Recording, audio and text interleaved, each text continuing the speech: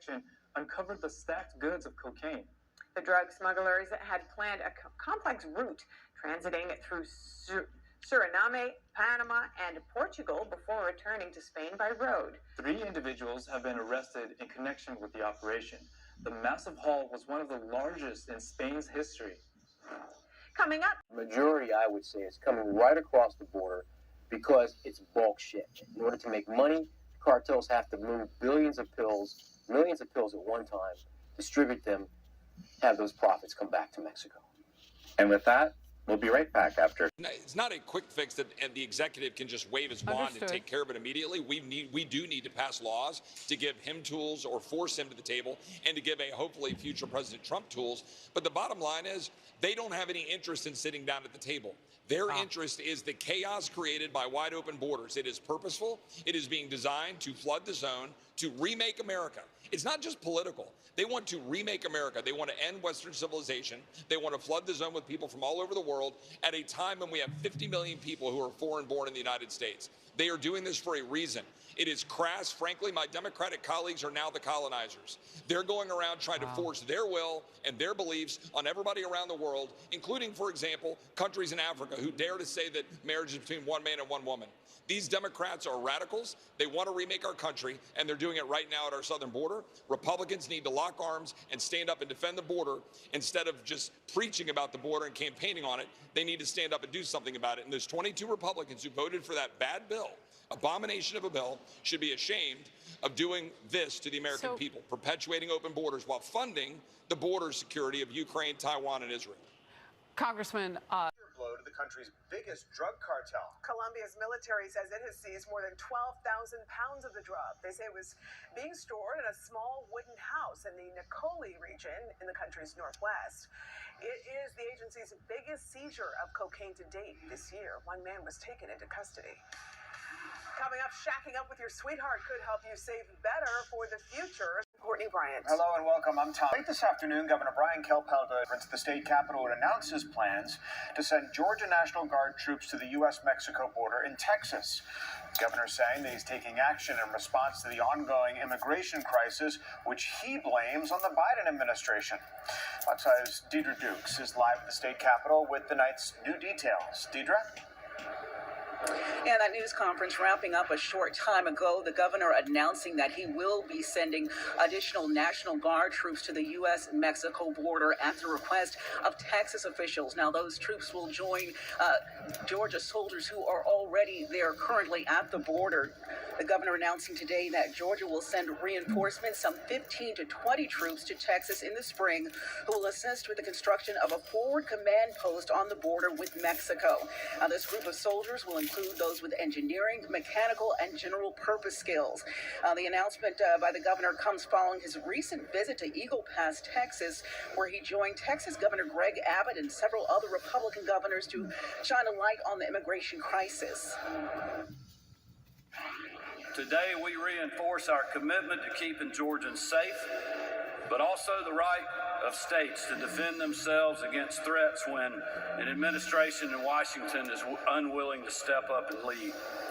After years of warnings from Republican governors like me across the country, and after record-breaking numbers of illegal crossings at the border and seizures of dangerous drugs, weapons, and violent criminals, no one can claim there is not a crisis at our southern border. And thanks to the failures of the White House, now every state in the country is a border state. Now, the governor's announcement comes just after both the Republican-led state House and Senate passed resolutions just this week in which they say that they support the governor's efforts to allocate state resources to help with the crisis, the immigration crisis at the southern border. Now, Democrats telling me this afternoon that this is nothing more than politics. It's another disappointing day at the Capitol to hear the governor, our governor, talk about border safety, where the issue should be the safety of the citizens who are currently here, and the issues that are coming into the state of Georgia, poor health care, maternal mortality. We did a little bit with that, gun safety, stuff that we should be doing in Georgia. We talk about deploying troops, building a tower to do what? It's unfortunate. Typical Democrat. Georgia has deployed troops to Mexico, dating back to the border, dating back to 2019. And so these troops that are going to be deployed this spring will join approximately 29 Georgia troops that are currently there performing a mission similar to what possible burglary, vandalism, to capture the trees. So as you can see, it never quits. It's never going to end until we can get somebody in office that cares. This is going to compile higher and higher every year.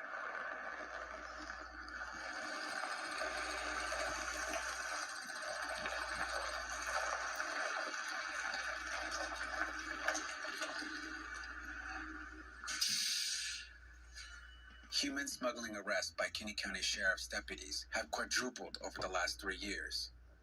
These totals don't include the arrests made by Texas state troopers or Border Patrol agents in the county. Human smuggling is a felony and is punishable by up to 2 years in prison and a fine of $2,000 for each person being smuggled. These alleged smugglers are arriving for a court hearing. My predecessor in this office had 5 to 6 cases a month for normal county crimes that are committed, to after Joe Biden was elected, we up to, I think our highest is 600 cases a month. You know, we only have about 3,000 people in the county, yet we've arrested 5,000 people under Operation Lone Star. That's more people that live in the county.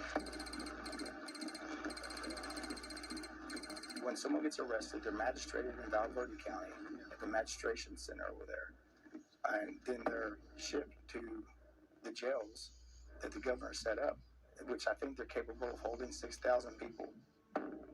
At least 50% of them bond out on cash bonds.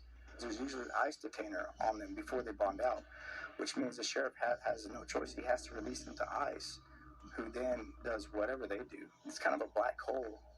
The problem is, you know, they pay their cash bond to get released, and then usually they never show again. And so whether they're in Mexico or another country, I don't know, but they don't show up for court. And so most of the cases are resolved either by plea deals or a failure to appear in court. We've only had 1 jury trial so far, and the jury took 15 minutes, came back and gave him a full year in jail. I think they see the writing on the wall that you don't want to go to trial in Kinney County.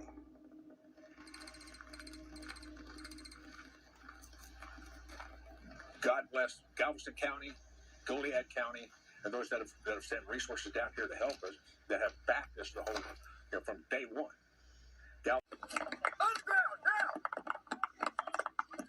This driver admitted he was getting paid $9,000 to smuggle 3 illegal immigrants to Austin. He led Texas troopers on a 120-mile-an-hour pursuit before losing control and crashing at the Border Patrol checkpoint near Uvalde. If you want to get to San Antonio, you've got to come through Kinney County. You have to. For the Eagle Pass side, for them not to go through a checkpoint, they have to come into Kinney County and try to circumvent on the back road.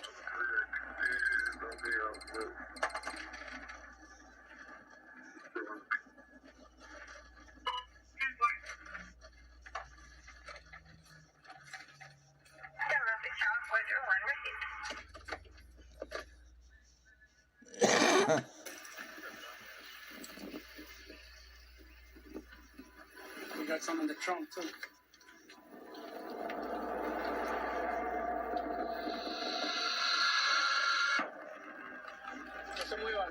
Congress and to the people of America is to wake up and listen to them sounding the alarm that there is a problem here. There is a crisis here on the border that may not stay here, but affect all of us throughout our country. Think about the fact of fentanyl. Think about human trafficking, child exploitation. All of those things, many of the contributing factors are coming right through the U.S. southern border along Mexico. So the bottom line in America is that we all have a responsibility and to be accountable to the people living here along the border, as well as in our major cities where problems are going on. We must do something about controlling our border and the influx of illegal immigrants. We'll continue to focus on this crisis right here on America's Hope. I'd like to thank you for watching us. Until next time, America, good night. God bless.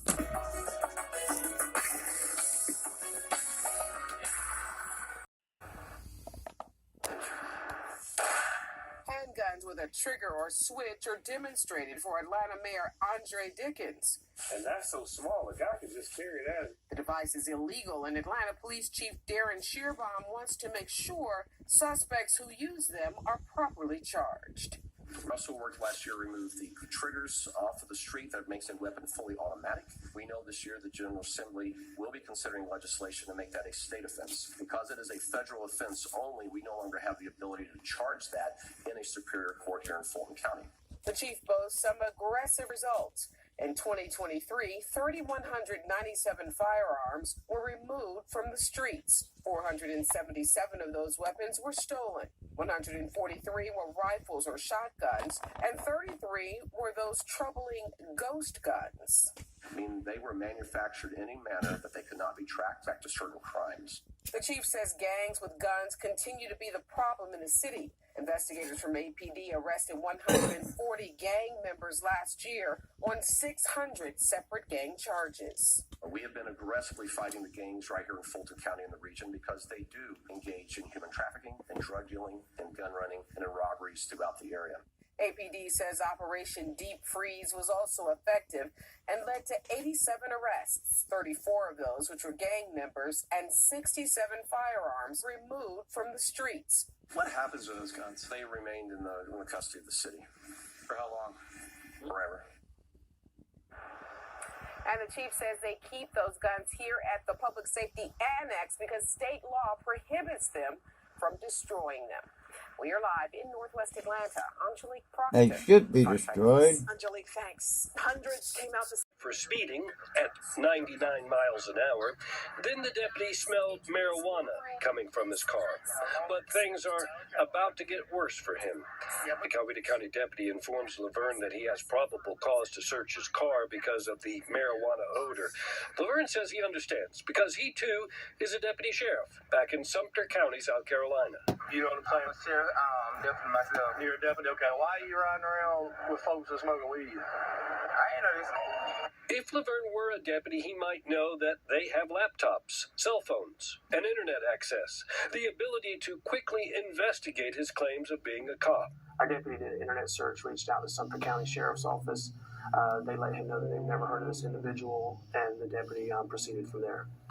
After contacting Sumter County authorities and learning that Laverne was not an employee, the deputy delivered the bad news. You told me you're a deputy sheriff with Sumter County Sheriff's Office, did you not? I did. Turn around, put your hand behind your back. I said I have. Stand up. Put your hand behind your back. In his report, the deputy wrote that Laverne later admitted that he was not a deputy. He's been charged with speeding and impersonating a police officer.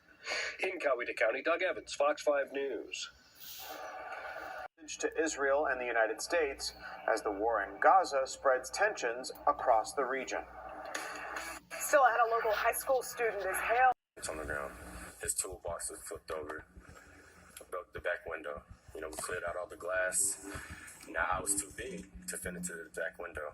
So I asked this smaller lady, she was about 4'11", if she could squeeze in there and untie the seatbelt, and I'll pull him out. Unbothered by the odds, injuries, or rain, this high schooler saved 2 people and even went to class.